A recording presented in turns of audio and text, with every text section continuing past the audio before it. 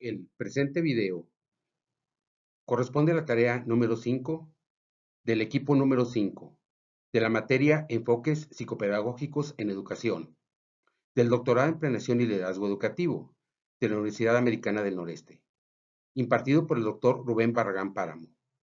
Nuestro equipo está conformado por los alumnos Victoria Estefanía Ramos Casas, Rodolfo Barrera Rodríguez y Rubén Vega Cendejas.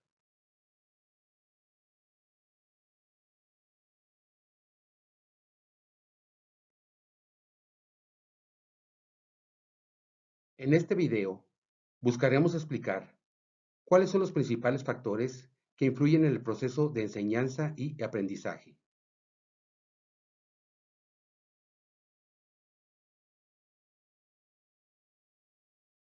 El aprendizaje es un proceso complejo, influido por múltiples factores. En este video intentaremos explorar cómo es que lo institucional, lo social y lo psicológico moldean la experiencia educativa.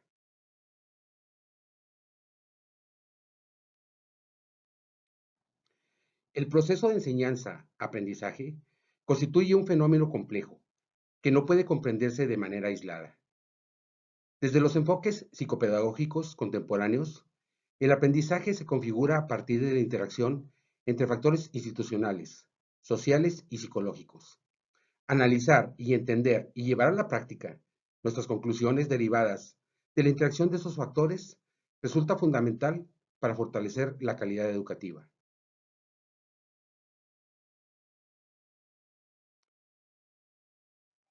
Debemos entender que, definitivamente, el aprendizaje no ocurre de una manera aislada, sino que en el educando confluyen diferentes factores que influyen en la comprensión y aceptación del nuevo conocimiento.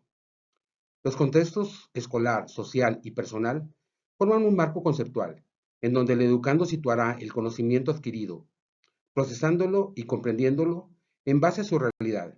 Es por ello que conocer la situación social, escolar y personal y diseñar planes y programas de aprendizaje pertinentes cobra importancia para el aprovechamiento y desarrollo del alumno.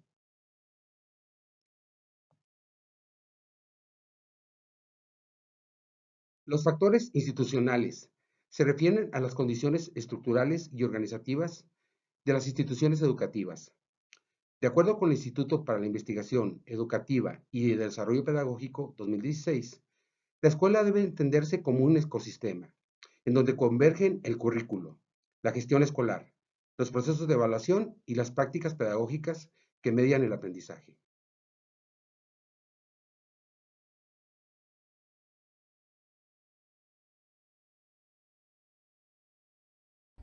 La infraestructura y los recursos disponibles en los espacios escolares adquieren cada vez mayor relevancia en el desarrollo del estudiante. La incorporación de nuevos materiales fortalece su acercamiento a entornos acordes con su contexto social y cultural, lo que facilita la comprensión y asimilación de conocimientos vinculados a su realidad. Asimismo, el acceso a tecnologías educativas fortalece la conexión entre el aprendizaje escolar y su entorno extraescolar. En este sentido, el aprendizaje situado dentro de su zona de desarrollo próximo resulta fundamental para la construcción de nuevos saberes. Contar con ambientes seguros y adecuados promueve la reflexión, la adaptación y la integración de nuevos conocimientos. En conclusión, la infraestructura educativa influye directamente en las oportunidades reales del aprendizaje.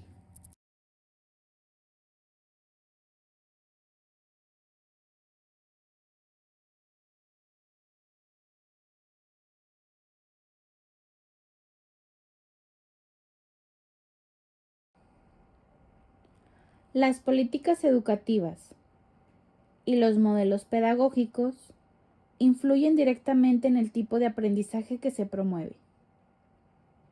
Entornos institucionales flexibles favorecen el aprendizaje significativo, mientras que estructuras rígidas limitan el desarrollo de pensamiento crítico y la autonomía intelectual. El aprendizaje significativo establece la importancia de la medición como un factor clave para que los contenidos que se conviertan en saberes útiles. Este proceso asegura que el nuevo conocimiento se conecte de los saberes previos del alumno, logrando una comprensión profunda y duradera.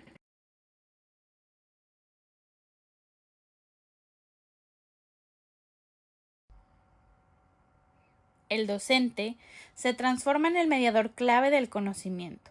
A diferencia de la enseñanza tradicional, el docente mediador no solo transmite información terminada, sino que guía y orienta, acompaña al estudiante para que construya su propio aprendizaje, promueve la autonomía, fomenta que el alumno tome decisiones sobre su propia ruta de aprendizaje y gestiona la convivencia, actúa como facilitador en la resolución pacífica de conflictos en el aula. Presentación de un caso.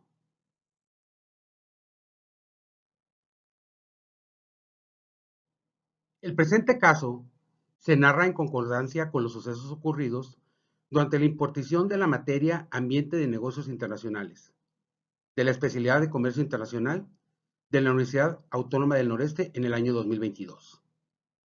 En esa clase tenía un alumno que se destacaba del resto, cuyo nombre se cambiará en esta narración para efectos legales, pero que para efectos prácticos se llamará Pedro. Cabe mencionar que no es la primera vez que en mis grupos cuento con alumnos de diferentes géneros, y siempre los he tratado y ellos a mí con respeto. Sin embargo, lo que pasó después es lo que quiero relatarles. Al iniciar a impartir la materia, es común que en la universidad los alumnos se presenten y comenten aspectos de su vida, como su estado civil, si están trabajando, a qué se dedican, además de estudiar, etc. Esto con el fin de que los educandos se conozcan y se rompa el hielo en la clase.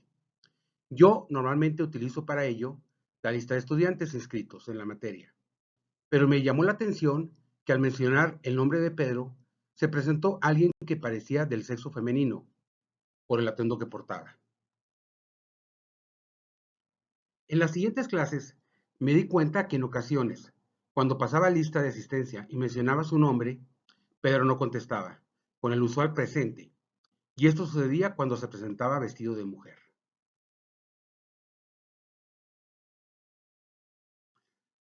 Lo anterior, como ya era repetitivo, me llevó a cuestionarlo sobre su comportamiento y su reacción, y la del grupo en general me sorprendió.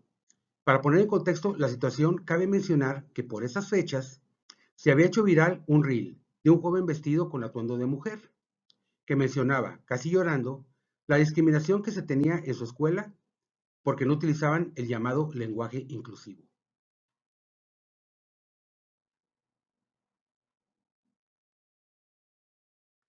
Tal vez ese video llevó a Pedro a tomar la decisión de no contestar cuando mencionaba su nombre de hombre y él se sentía mujer, y al grupo a reaccionar como lo externaron.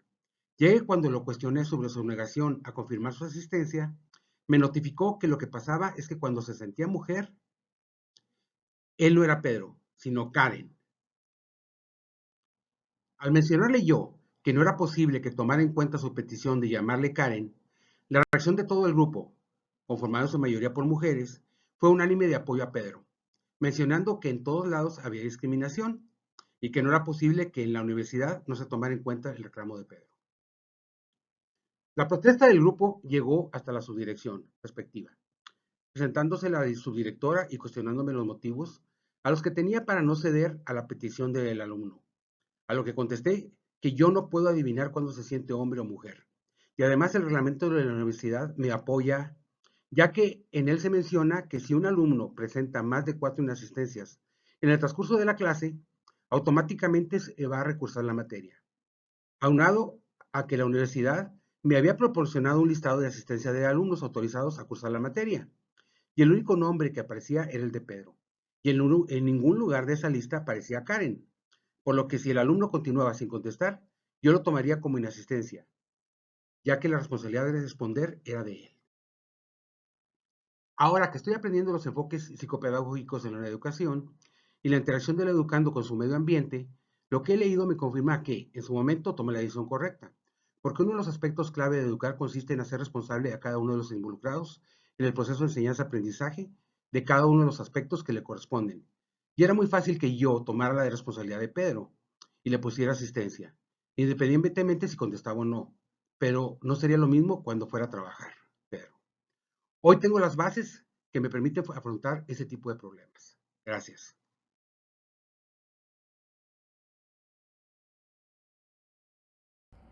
Para lograr un aprendizaje efectivo, se utilizan diversas herramientas y enfoques.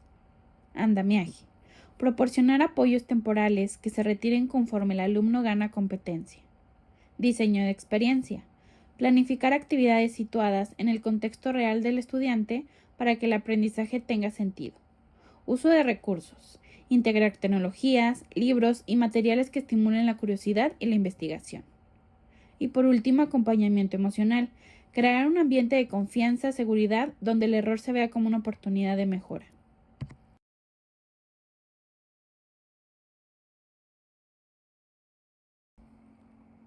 La Red Durango de Investigadores Educativos en 2016 destaca que el contexto social moldea la forma en que los estudiantes aprenden, estableciendo que el aprendizaje es un fenómeno profundamente social. Los estudiantes llegan al aula con historias, culturas y realidades diversas que influyen en su forma de aprender.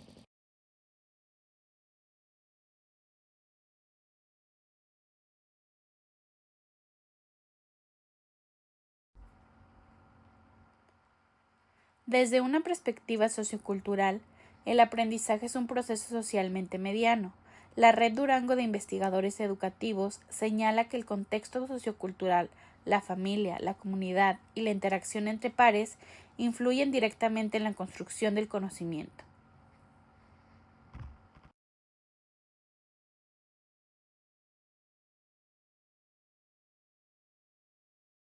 El contexto socioeconómico determina el acceso a recursos, el apoyo familiar y las condiciones de vida.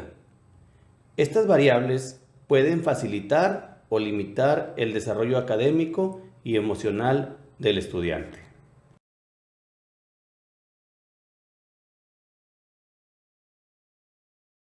Cultura y comunidad. La cultura, las lenguas, las creencias y las prácticas comunitarias moldean la identidad del estudiante. La escuela debe reconocer esta diversidad para promover aprendizajes significativos y respetuosos.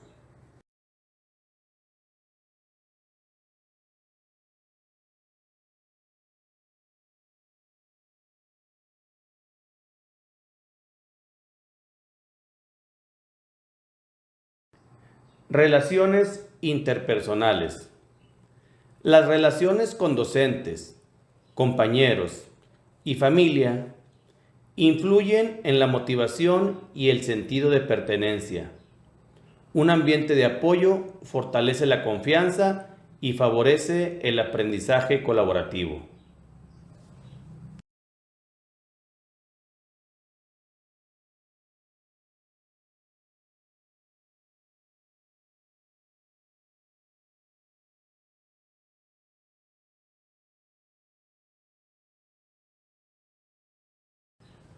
Factores sociales.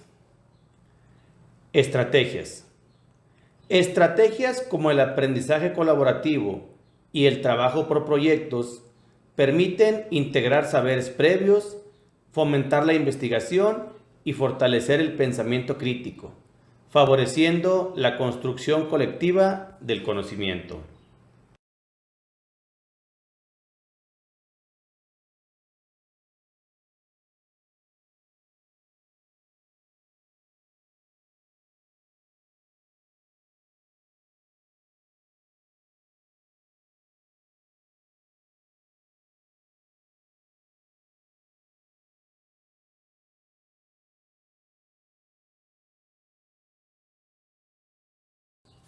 Factores psicológicos.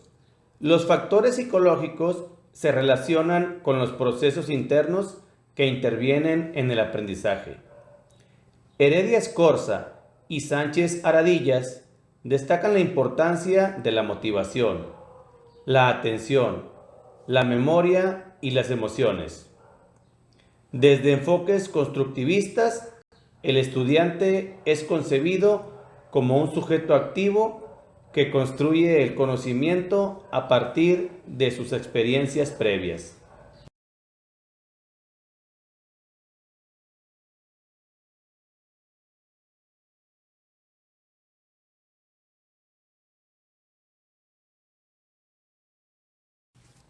Conclusión. En conclusión, el proceso de enseñanza-aprendizaje es el resultado de la interacción entre factores institucionales, sociales y psicológicos. Reconocer esta complejidad permite diseñar prácticas educativas fundamentadas en evidencia y fortalecer el liderazgo educativo.